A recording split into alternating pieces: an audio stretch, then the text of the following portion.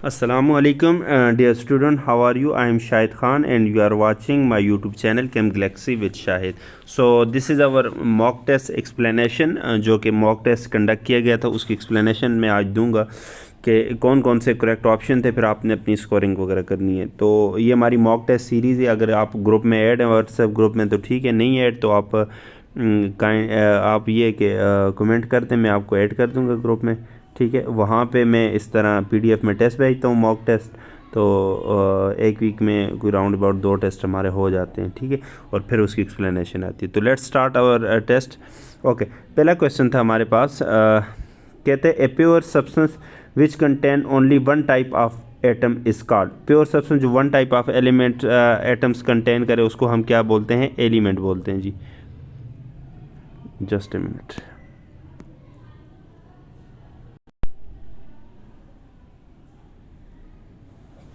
तो उसको हम क्या बोलते हैं? एलिमेंट। तुम्हारा ए ऑप्शन करेक्ट है। अगर कंपाउंड होता तो इसमें वन प्योर सब्सटेंस तो होते, मगर एक टाइप के एटम नहीं होते, डिफरेंट टाइप्स के एटम होते हैं। तो पहले क्वेश्चन में जो करेक्ट ऑप्शन है वो ए है। सेकंड क्वेश्चन है, कहते हैं the smallest particle that can take part in a chemical reaction. Okay, smallest particle that can take part in a chemical reaction. वैसे तो हमारे पास एटम्स केमिकल रिएक्शन में हिस्सा लेते हैं, मगर मालिक्यूल्स भी आपके पास क्या होते हैं? केमिकल रिएक्शंस करते हैं। तो हमारे पास कौन सा ऑप्शन करेक्ट होगा? ये सी ऑप्शन, एटम्स और मालिक्यूल दोनों ऑप्शन करेक्ट हैं, ठीक है। Okay, which of the following is a homogeneous mixture. कौन सा होमोजीनियस मिक्सचर है जी? तो mixture of soil and water नहीं, हेट्रोजीनियस है। Sugar solution, yes, sugar solution is a homogeneous mixture. तो हमारे पास जो करेक्ट ऑप्शन है वो बी होगा। ओके, नेक्स्ट है the significant figure in 0.0051 are. तो बेसिकली नॉन ज़ीरो डिजिट्स होते हैं वो सिग्निफिकेंट होते हैं। तो इसमें हमारे पास क्या है? 2 हैं। तो जो हमारे पास करेक्ट ऑप्शन बनता है वो कौन सा बनता है? वो हमारे पास 4 में फिर 2 ऑप्शन सी वाला बन जाएगा, ठीक है। तो सिग्निफिकेंट फिगर के रूल्स वगैरह आपने देख लेने, कौन से सिग्निफिकेंट होंगे कौन से नहीं होंगे। Okay, formation of carbon monoxide and carbon dioxide illustrate the law of. Okay, ये किस लॉ को बताते हैं? तो हमारे पास law of conservation of mass, law of reciprocal proportion और law of constant proportion, law of multiple proportion. तो मल्टीपल प्रोपोर्शन है क्योंकि हमारे पास एलिमेंट सेम है मगर डिफरेंट रेशियो में कंबाइन होते हैं। तो आपको पता होना चाहिए इन लॉज का कि लॉ ऑफ कंजर्वेशन ऑफ मास हमें क्या कहते हैं कि elements can neither be created not destroyed, ठीक है। कोई भी एलिमेंट है वो ना क्रिएट हो सकते, ना डिस्ट्रॉय, बट वन फॉर्म से अनदर फॉर्म में मैस वगैरह चेंज हो सकते हैं। इसी तरह लॉ ऑफ रेसिप्रोकल क्या कहते हैं कि if 2 different elements combined separately with the same weight of a third element, the ratio of the mass in which they do so are either the same or a simple multiple of the mass ratio in which they combine. तो वो जो ratio है combine होने की वो या तो same होगी या उसका मल्टीपल होगी। और एक और होता है लॉ ऑफ कांस्टेंट प्रोपोर्शन कि chemical compound are made up of elements that are present in a fix ratio by mass. और मल्टीपल प्रोपोर्शन क्या कहते हैं कि when 2 elements combine with each other to form compounds, the masses of one of the elements which combine with fix mass of other bear a simple whole ratio to one in other, ठीक है। तो इसको law of multiple proportion बोलते हैं। Next है, कहते हैं the number of significant figure in 6.02 multiply by 10 की power 23 is.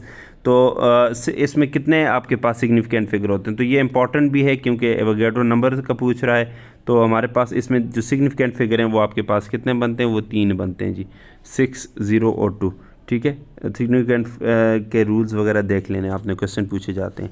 Okay, the prefix 10 की पावर 18 इज। 10 की पावर 18 को हम क्या नाम देते हैं जी? याद रखने वाली बातें। 7 में आपके पास क्या आ जाएगा? एग्जा आ जाते हैं इसको, ठीक है, बी ऑप्शन। नेक्स्ट है the mass of an atom of carbon is. Carbon का मास कितना होगा? एक एटम के जो मास है कार्बन का वो कितना होगा? 1 एटम का मास कितना होगा? तो आपके पास ये बनता है 1 ग्राम भी नहीं, 1/12 ग्राम नहीं, ये आपके पास बनता है 1.99 मल्टीप्लाई बाई 10 की पावर -23 ग्राम। ये डेरिवेशन है, अक्सर बड़ी मशहूर डेरिवेशन है पहले चैप्टर में जो है FSC के। तो बी ऑप्शन आपके पास क्या है? करेक्ट है क्वेश्चन नंबर 8 में। नेक्स्ट हम चलते हैं, कहते हैं measure temperature on Fahrenheit scale is 200, ठीक है, Fahrenheit. What will this reading be on the Celsius scale. Okay, अगर आपके पास फ़ारेनहाइट का टेम्परेचर जो है वो 200 है, ठीक है, तो आपके पास कहते हैं यही आपके पास रीडिंग जो है उसके ऊपर कितनी होगी सेल्सियस स्केल में। तो ये कन्वर्जन है कि कैसे आप फ़ारेनहाइट से डिग्री में जाते हैं या डिग्री से आप केल्विन में जाते हैं। तो इसके लिए मेरी एक शॉर्ट सी वीडियो अवेलेबल है कि how to convert temperature in different scales, उसको आपने देख लेना है। इधर मैं आपको आंसर बता देता हूँ कि 9 में जो करेक्ट ऑप्शन है वो आपके पास क्या है, वो सी है जी। नेक्स्ट है विच of the following pair of gases contain the same number of molecule. तो सेम नंबर ऑफ मालिक्यूल्स कौन से कंटेन करेगी, जिसमें नंबर ऑफ मोल सेम होंगे। 16 ग्राम ऑफ ऑक्सीजन एंड 14 ग्राम, बिल्कुल ये दोनों आपके पास क्या है 0.5 मोल हैं। तो ए ऑप्शन आपका क्या है, करेक्ट है जी। 10 MCQs में ए ऑप्शन करेक्ट है। बाकी भी देख लेना, बाकी करेक्ट नहीं लगते हैं मुझे, ओके क्योंकि ऑक्सीजन भी 0.5 मोल है और नाइट्रोजन भी 0.5 मोल है। Neutron was discovered by, question number 11। तो किसने डिस्कवर किया था, चैडविक ने डिस्कवर किया था जी। जे थॉमसन इलेक्ट्रॉन डिस्कवर किया। रदरफोर्ड ने क्या किया था, न्यूक्लियस डिस्कवर किया था। और प्रिस्टली पता नहीं कौन सा साइंटिस्ट क्या किया था। The nucleus of the atom consist of, nucleus में क्या क्या चीज़ें होती हैं, 2 चीज़ें होती हैं, प्रोटॉन होते हैं और न्यूट्रॉन्स होते हैं। तो हमारा 12 में जो करेक्ट ऑप्शन है वो ए है जी। नेक्स्ट आपके पास क्वेश्चन है the radius of N atomic nucleus is the order of. तो ये न्यूक्लियस कितना होता है आपके पास, 10 की पावर -14 सेंटीमीटर होता है। 10 की पावर -14 नहीं है, 15 वाला है, तो ये करीब तरीन ये है। तो आप ये सी ऑप्शन को टिक कर लेंगे। याद करेक्ट वैल्यू याद रखें, 10 की पावर -14 होता है, ठीक है। नेक्स्ट है isotopes of an element. Isotopes का आपके पास क्या होता है, सेम एटॉमिक नंबर मगर डिफरेंट आपके पास क्या होते हैं, मैस नंबर होते हैं और ये डिफर करते हैं एक दूसरे से due to number of neutrons. और इनकी केमिकल प्रॉपर्टी जो है वो सेम होती है और फिजिकल प्रॉपर्टी डिफरेंट होती है। ये डाटा अब आप इस क्वेश्चन को सॉल्व करें। तो पहला ऑप्शन है डिफरेंट केमिकल, नहीं। सेम केमिकल एंड नहीं, फिजिकल सेम नहीं होती, सेम के बट डिफरेंट फिजिकल प्रॉपर्टी। तो सी ऑप्शन 14 में जो है तो ये करेक्ट है, सी ऑप्शन। नेक्स्ट क्वेश्चन है, कहते हैं which of the following pair represent isobars. Isobars क्या होते हैं कि जिनका एटॉमिक मास सेम हो, एटॉमिक नंबर डिफरेंट हो। तो एटॉमिक मास सेम और एटॉमिक नंबर डिफरेंट, यहाँ ऑप्शन में जो है एटॉमिक मास सेम और एटॉमिक नंबर डिफरेंट। तो आपके पास सी ऑप्शन है, सी ऑप्शन आपके पास क्या है, करेक्ट है। किस में, क्वेश्चन नंबर 15 में। The atomic orbital is, atomic orbital क्या होता है, सर्कुलर पाथ आती है electron, elliptical shaped orbital, 3 dimension field around nucleus, नहीं। The region in which there is maximum probability of finding electron, तो उसको हम क्या बोलते हैं, उसको और एटॉमिक ऑर्बिटल बोलते हैं। और एक होता है नोड, जहाँ पे प्रोबेबिलिटी 0 हो इलेक्ट्रॉन फाइंड करने की, तो उसको हम नोड बोलते हैं। दोनों में डिफरेंस रखना है। क्वेश्चन नंबर 17 है principal azimuthal and magnetic quantum number. Principal को n से शो करते हैं, एजीम्यूथल को l से शो करते हैं और मैग्नेटिक को m से शो करते हैं, ठीक है। ये quantum number are respectively related to, principal तो साइज से है, एजीम्यूथल और मैग्नेटिक शेप और ओरिएंटेशन। तो 17 में जो करेक्ट ऑप्शन है वो ए ही है, क्योंकि प्रिंसिपल क्वांटम नंबर साइज़ के बारे में बताते हैं, एजीम्यूथल क्वांटम नंबर शेप के बारे में, ठीक है। और जो मैग्नेटिक क्वांटम नंबर है ये ओरिएंटेशन के बारे में बताते हैं जी। Okay, the electronic configuration of chromium, ये एक्सेप्शंस है, याद रखनी है। इसमें D5 हो जाते हैं, ठीक है, और S1 हाँ, क्योंकि हाफ फील्ड वाले ज़्यादा स्टेबल होते हैं। तो आपके पास D5 वाला कौन सा है,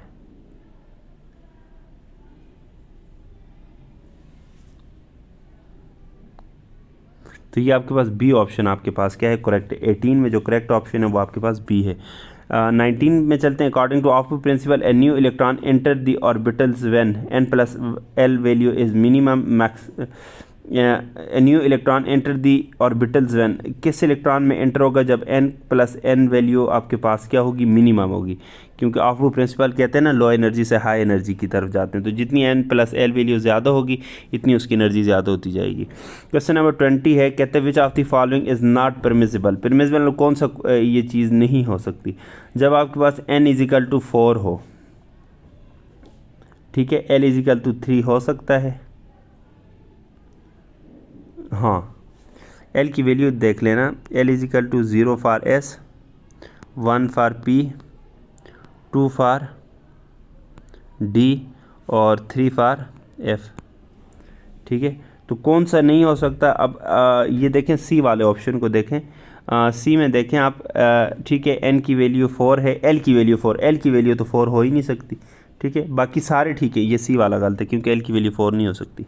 अच्छा, the vertical column in the periodic table are termed as, तो आपके पास वर्टिकल कॉलम को हम क्या नाम देते हैं, ग्रुप का नाम देते हैं, और जो हॉरिजॉन्टल रोज होती हैं उनको पीरियड्स का नाम देते हैं जी। Okay, the elements with atomic number 26 is 26 वाला, अगर इस तरह आपका एलिमेंट्स पूछा जाए तो आप इलेक्ट्रॉनिक कन्फिगरेशन देख सकते हैं। 26 किसके एटॉमिक नंबर होता है? आयरन का होता है, ठीक है। और आयरन कहाँ पे होते हैं? अगर आप देखें स्टॉप मैं अपनी टेक्निक लगाता हूँ, stop the very crazy man from, ठीक है। ये थर्ड पीरियड आ जाता, ग्रुप आ जाता है, ये 4, ये 5, ये 6, ये 7 और ये 8 ग्रुप आ जाता है। तो 8 ग्रुप आपके पास डी ऑप्शन करेक्ट है। अगर 18 वाले ग्रुप के हिसाब से जाएं और ये डी ब्लॉक से बिलोंग करते हैं, ये भी आप इलेक्ट्रॉनिक कन्फिगरेशन करके देख सकते हैं। तो हमारे पास 22 में जो करेक्ट ऑप्शन है वो आपके पास क्या है? बी है। ये 8 वाला नोबल गैसेज वाला नहीं, जब हम टोटल ग्रुप क्या लेते हैं? 18 लेते हैं, तो उस वाले में। The elements with atomic number 9, 17, 35, 53, 85 are all, ये कौन से एलिमेंट्स हैं? ये हेलोजन्स हैं, ठीक है। ये सारे के सारे आपके पास क्या है? हेलोजन। इसकी जन इलेक्ट्रॉनिक कन्फिगरेशन देखना है तो आपके पास NP5 आएगा, ठीक है। NP5 NS2 NP5, तो ये हेलोजन की कन्फिगरेशन होती है। तो आपके पास 23 में ए ऑप्शन करेक्ट है। नेक्स्ट चलते हैं, which of the following electronic configuration of an atom has the lowest ionization, जी किसकी आयोनाइजेशन एनर्जी सबसे कम होगी? तो डेफिनेटली जिसके एटॉमिक नंबर, जिसमें नंबर ऑफ शेल ज़्यादा होंगे, तो शेल देखें तो किस में ज़्यादा हैं? बी में ज़्यादा हैं, ठीक है। और लास्ट इलेक्ट्रॉन एस में है 3 शेल, तो इसको निकालना आसान हो जाएगा। 24 में जो करेक्ट ऑप्शन है वो बी है। नेक्स्ट चलते हैं 25, the ionic radius of cation is always, याद रखें 3 चीज़ें होती हैं आपके पास। एक कैटायन होता है जिसके ऊपर पॉजिटिव चार्ज होता है, इसका साइज़ जो है is less than neutral atom, ठीक है। और आपके पास एक होता है एनाइन जिसके ऊपर नेगेटिव चार्ज होते हैं, जो इलेक्ट्रॉन गेन करते हैं, इसका साइज़ ग्रेटर होता है किसके मुकाबले में? एटम के मुकाबले में। तो ionic radius of cation is always less than the atomic radius, तो आपके पास ए ऑप्शन आपके पास क्या है? करेक्ट है। तो 25 में जो करेक्ट ऑप्शन है वो ए है। आगे चलते हैं क्वेश्चन नंबर 26 के, विच of the following elements has the maximum negative electron gain enthalpy. तो इलेक्ट्रॉन गेन एंथैल्पी सबसे मैक्सिमम किसकी होती है? आपके पास क्लोरीन की होती है जी। फ्लोरीन की होनी चाहिए मगर उसकी नहीं होती, क्लोरीन की। जो करेक्ट ऑप्शन है वो आपके पास क्या है? बी ऑप्शन करेक्ट है 26 में जी। 27 की तरफ चलते हैं, the most electronegative element in the product table is, तो कौन सा होता है? फ्लोरीन होता है। अच्छा, इस तरह बहुत सिंपल क्वेश्चंस भी आए हो जाते हैं, ठीक है। अक्सर मसलन टेस्ट की टेक्निक, खैर मैं वो लास्ट में बताया करता हूँ कि आपने क्या करना है, टेस्ट को गो थ्रू करना है, कम से कम सारे क्वेश्चन पढ़ने तो हैं। अक्सर ऐसा होता है बच्चे ऊपर ही कंफ्यूज होते हैं न्यूमेरिकल वगैरह टफ क्वेश्चन को सॉल्व करने में, लास्ट तक वो पहुंच ही नहीं पाते, हालांकि लास्ट में सीधे सीधे क्वेश्चन भी कुछ उनसे फिर इस वजह से मिस हो जाते हैं। तो अक्सर मैं अपने स्टूडेंट को जो टेक्निक्स बताता हूँ वो ये बताता हूँ कि जो आपको अच्छे से आते हैं उनको पहले करें और कोशिश करें 2 मरतबा कम से कम पूरे पेपर पर आप जाएँ, ठीक है। तो इस तरह बड़ा आसान हो जाता है। नेक्स्ट है, the elements of group 16 are called, group 16 के जो एलिमेंट्स होते हैं उनको क्या बोलते हैं? चाल्कोजेंस बोलते हैं बच्चों, ये याद रखना है ऑक्सीजन फैमिली को। बी ऑप्शन आपके पास क्या है? 28 में करेक्ट है जी। और इसमें नोबल गैसेस कौन से? 18 ग्रुप। हेलोजन कौन से होते हैं? 17 ग्रुप। अल्कली मेटल कौन से होते हैं? First group. सबके नाम याद रखने। In a group of the product table, the ionization enthalpy of the element decreases from top to bottom because of increase in density, नहीं, decrease in chemical activity, नहीं, increase in atomic size, ठीक है। तो आपके पास क्या है? C option. Decrease in electron, वो भी ठीक है मगर ज़्यादा जो मेजर डील करते हैं वो सी ऑप्शन होगा कि आपके पास एटॉमिक साइज़ इंक्रीज होता है जिसकी वजह से आयनाइजेशन एनर्जी क्या होती है? कम होती है। तो 29 में जो करेक्ट ऑप्शन है वो आपके पास क्या है? वो सी है। ओके जी। नेक्स्ट है, the smallest ion among the following, जिस पे जितना पॉजिटिव चार्ज ज़्यादा होगा वो उतना स्मॉल होगा, तो डी ऑप्शन आपके पास क्या है? करेक्ट है। नेक्स्ट है, which one of them is weakest, ionic bond, covalent, metallic, van der Waals. Van der Waals forces सबसे वीक होती हैं और सबसे स्ट्रॉन्ग का पूछा जाए तो आयनिक बॉन्ड सबसे स्ट्रॉन्ग होती है, ठीक है। आयनिक सबसे स्ट्रॉन्ग, उसके बाद कोवेलेंट, उसके बाद मेटालिक और लास्ट में van der Waals. Okay, the bond angle around atom which use sp2 hybrid, sp2 hybridization जब होती है तो 1.20 एंगस्ट्रॉम होते हैं ना, तो आपके पास क्या होता है? ये 1200 वाला आपके पास ऑप्शन आ जाएगा, यूनिट चेंज इसकी, ठीक है। sp3 हो तो 1.09 एंगस्ट्रॉम और sp हो तो 180 होता है।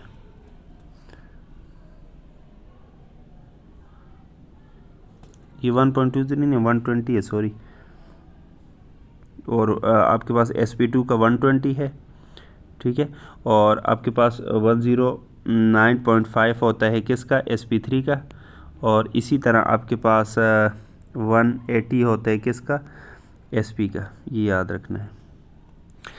In the resonating structure of benzene the number of sigma and pi bonds are, benzene को अगर आप देखें ना तो कुछ इस तरह से होता है, ये ये पाई बॉन्ड तो कितने हैं, 3 है, तो इसका मतलब आप ऑप्शन इसमें से एलिमिनेट करें, ये भी एक टेक्निक होती है। 12 पाई बॉन्ड तो हो नहीं सकते, 6 पाई बॉन्ड नहीं हो सकते। अब पहले 2 ऑप्शन में से कोई एक करेक्ट है, ठीक है। 3 सेगमेंट, 3 सिग्मा तो हो नहीं सकते, तो पहला ऑप्शन आपके पास क्या करेक्ट है, क्योंकि कार्बन हाइड्रोजन वाला भी सिग्मा होता है, ठीक है। 6 तो ये हो गए, सही है, और उसके बाद कार्बन कार्बन के 6 हो गए, 12 आपके पास सिग्मा और 3 पाई होते हैं। ए ऑप्शन करेक्ट है जी। नेक्स्ट हम क्वेश्चन नंबर 34 पे जाते, कहते हैं which of the following substance has a dipole movement more than zero. मसलन आपके पास डाइपोल मूवमेंट जीरो है तो वो नॉन पोलर रहते हैं, और डाइपोल मूवमेंट जीरो से ज़्यादा है तो वो पोलर हो जाते हैं। तो कौन सा मालिक्यूल पोलर है? आपके पास एक ही है, वाटर। वाटर मालिक्यूल आपके पास पोलर है, तो इसकी dipole movement more than zero होगी। 35 है, तो कहती the ion which is iso electronic with carbon monoxide. Iso electronic क्या होता है कि ऐसी स्पीशीज जिसमें नंबर ऑफ इलेक्ट्रॉन क्या हो, सेम हो। कार्बन में कितने होते हैं, 6, और ऑक्सीजन में कितने होते हैं, 8। 8 और 6 14, ठीक है, 14 इलेक्ट्रॉन्स हो गए, ठीक है। अब इनमें से 14 किस में है? तो अगर आप देखें ना 35 को, तो 35 में जो आपके पास करेक्ट ऑप्शन बनते हैं वो ए बनते हैं। कैसे? कार्बन 6 हो गए, सही है, और उसके बाद नाइट्रोजन कितने हो गए, 7 हो गए, मगर ऊपर एक नेगेटिव चार्ज है, प्लस 1 इलेक्ट्रॉन और कर लें, ठीक है। 7 और 1 8 8 14, तो आपके पास साइनाइड आपके पास क्या है, करेक्ट ऑप्शन है। नेक्स्ट है the correct bond order in the following species. Bond order के लिए मैंने आपको एक ट्रिक सीरीज़ मेरी जो है प्लेलिस्ट जाएँ, उसमें केमिस्ट्री की काफ़ी सारी ट्रिक्स हैं, उनको आप देख लें। उसमें मैंने दी हुई है कि ऐसी स्पीशीज़ जिसका आपके पास जिसमें कितने इलेक्ट्रॉन्स हो गए, 14 इलेक्ट्रॉन, सॉरी मैं पता नहीं क्यों अक्सर 16 लिख लेता हूँ। ऐसी स्पीशीज़ जिसके आपके पास कितने इलेक्ट्रॉन्स होंगे, 14 इलेक्ट्रॉन्स होंगे, तो उसका बॉन्ड ऑर्डर क्या होता है, 3 होते हैं। अगर आपके पास क्या होंगे, 15 होंगे, तो उसका बॉन्ड ऑर्डर क्या होगा, 2.5 होगा, 0.5 कम करते जाओ। अगर आपके पास क्या होंगे, 16 होंगे, तो बॉन्ड ऑर्डर कितना होगा, 2 हो जाएगा, ठीक है। इसी तरह जब इससे नीचे आओगे, इलेक्ट्रॉन्स आपके पास 13 हो गए, तो बॉन्ड ऑर्डर कितना होगा, इधर भी 2.5 होगा, और जब 12 होगा तो 2 हो जाएगा। तो इस हिसाब से अगर इसको देखें, ऑक्सीजन O2 प्लस, ऑक्सीजन में कितने इलेक्ट्रॉन होते हैं, 16 में से ऊपर प्लस है, ठीक है। Correct bond order in the following species, ठीक है, correct bond order, okay. A option को देखें जी, ठीक है। ए ऑप्शन में देखें 16 - 1 कितना आ गया आपके पास, ए ऑप्शन में आपके पास 16 - 1 15 इलेक्ट्रॉन, दूसरे में माइनस है, तो 8 और 16 और 1 इलेक्ट्रॉन ऐड करें, 17 हो गए। अच्छा जी, तो ये मैं ट्रिक आपको समझा रहा था, आप मेरी उससे भी चैनल से भी ये ट्रिक देख सकते हैं। अगर आपके पास ये पहला ऑप्शन देखें 15 इलेक्ट्रॉन हो जाएंगे, सेकंड को देखें 16 पहले से थे, तो आपके पास 1 इलेक्ट्रॉन और आया है ना, तो आपके पास कितना हो जाएगा, 16 और 1 17 हो जाएंगे, ठीक है। नेक्स्ट आपके पास देखें तो आपके पास +2 है, +2 का मतलब 16 में से 2 गए तो 14 हो जाएंगे। तो आपके पास bond in the following series, correct bond order in the following series, तो आपके पास 15 वाले का बॉन्ड ऑर्डर कितना होता है, इसका 2.5 हो जाएगा। 17 का कितना होगा जी, 17 का 1.5 हो जाएगा, और 14 का कितना होगा, उसका 3 हो जाएगा। तो इसका मतलब ये करेक्ट सीक्वेंस में नहीं है।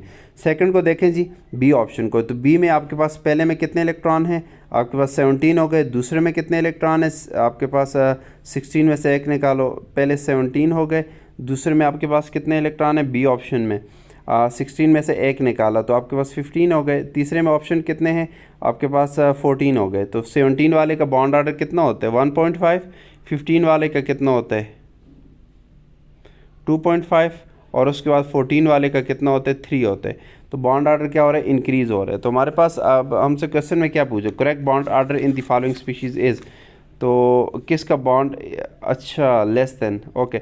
17 का कितना हो गया, मैंने कितना बताया, 17 का आपके पास 1.5, 15 का कितना हो गया 2.5, और उसके बाद कितना हो गया 14 का 3। तो ये आपके पास बी ऑप्शन आपके पास 36 में क्या बन रहा है, करेक्ट बन रहा है। तो 36 में बी ऑप्शन भी करेक्ट बन रहा है। सी को देखें जी, सी क्या कह रहा है, सी में अगर आप देखें +2 है, +2 का मतलब 14, उसके बाद +1 है, 14 का मतलब 15 इलेक्ट्रॉन आ गए, उसके बाद माइनस है, 15 के बाद क्या हो गया 17 आ गए। इसको भी देख लें, पहले में 14, दूसरे में आपके पास कितने आ गए 15, तीसरे में आपके पास कितने आ गए 17। तो 14 का बॉन्ड ऑर्डर 3 हो गया, उसके बाद 15 का बॉन्ड ऑर्डर कितना हो गया 2.5, और उसके बाद 17 का बॉन्ड ऑर्डर कितना हो गया आपके पास 1.5 हो गया। तो O2 का bond order is less than this one which is less than, नहीं। तो आपके पास जो करेक्ट ऑप्शन है वो बी बन रहा है जी। इसको दोबारा अगर समझना है तो दोबारा समझ लें, मैं दोबारा आपको समझा देता हूँ, ठीक है। ऑक्सीजन के ऊपर -1 चार्ज है, ठीक है। इसका मतलब ऑक्सीजन में 16 इलेक्ट्रॉन थे और इसमें कितना हो गया, 17 हो गया, 1 इलेक्ट्रॉन और आ गया, ठीक है। नेक्स्ट ऑक्सीजन है, उसका आपके पास उसके ऊपर +1 चार्ज है, इसका मतलब उसमें 16 इलेक्ट्रॉन थे तो 1 गया तो 15 रह गए। और नेक्स्ट उसमें +2 चार्ज है, इसका मतलब 16 थे, 2 निकले तो आपके पास कितने रह गए, 14 रह गए, ठीक है। अब 14 का बॉन्ड ऑर्डर 3 होता है, 17 का बॉन्ड ऑर्डर कितना होता है, 1.5 होता है। और उसके बाद 15 का बॉन्ड ऑर्डर कितना होता है बेटा, 2.5। और 14 का बॉन्ड ऑर्डर कितना होता है, 3 होते हैं, ठीक है। तो 1.5 इज़ लेस देन ना इसका bond order is less than this one which, ठीक है। इसका bond order less than this one which is less than this one, ठीक है। ये बी ऑप्शन आपके पास क्या है, करेक्ट है। इसकी एक डिटेल ट्रिक मैंने दी हुई है, how to find bond order in resonating structure and बाकी मालिक्यूल्स में, तो उसको भी देख लिया। हमारे पास यहाँ पे जो करेक्ट ऑप्शन बन रहा है वो आपके पास बी बन रहा है जी। नेक्स्ट चलते हैं जी, which of the following molecule have trigonal planar symmetry, जिसमें आपके पास sp2 हाइब्रिडाइजेशन हो, तो आपके पास कौन सा है, BF3 है जी। नेक्स्ट है, during change of O2 to O2-2 ion the electron adds to which of the following orbital. MOT से क्वेश्चन है कि इलेक्ट्रॉन किस में आएंगे, तो आपके पास 38 में जो करेक्ट ऑप्शन है वो आपके पास क्या है, डी है, पाई स्टार ऑर्बिटल में इलेक्ट्रॉन बेसिकली आते रहे हैं।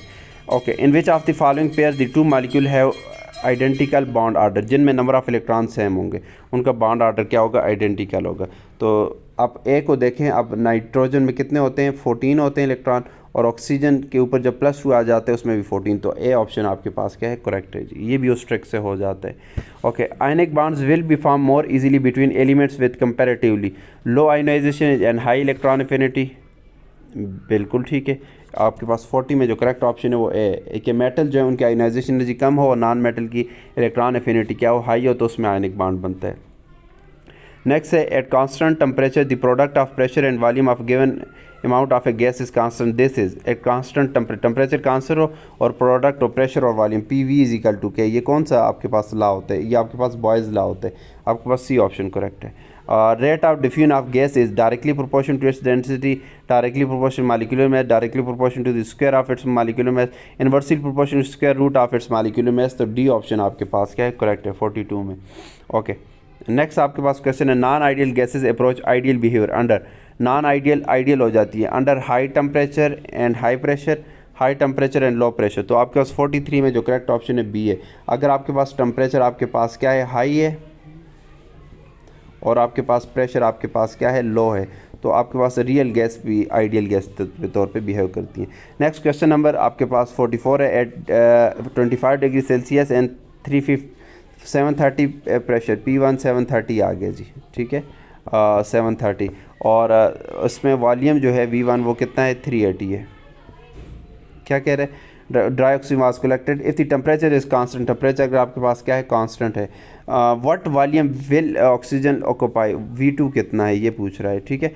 और P2 आपको दिया गया है 760, तो आसान सा रिलेशन है वही आपके पास P1 V1 is equal to P2 V2, क्योंकि टेम्परेचर कांस्टेंट है, V2 फाइंड करना है तो V2 के इधर छोड़ोगे, आपके पास P1 into V1 divided by आपके पास क्या आ जाएगा, P2, तो वैल्यू पुट करो तो आपके पास आंसर आ जाएगा, और जो करेक्ट आंसर है वो आपके पास क्या है, ए है, 365 ml जी।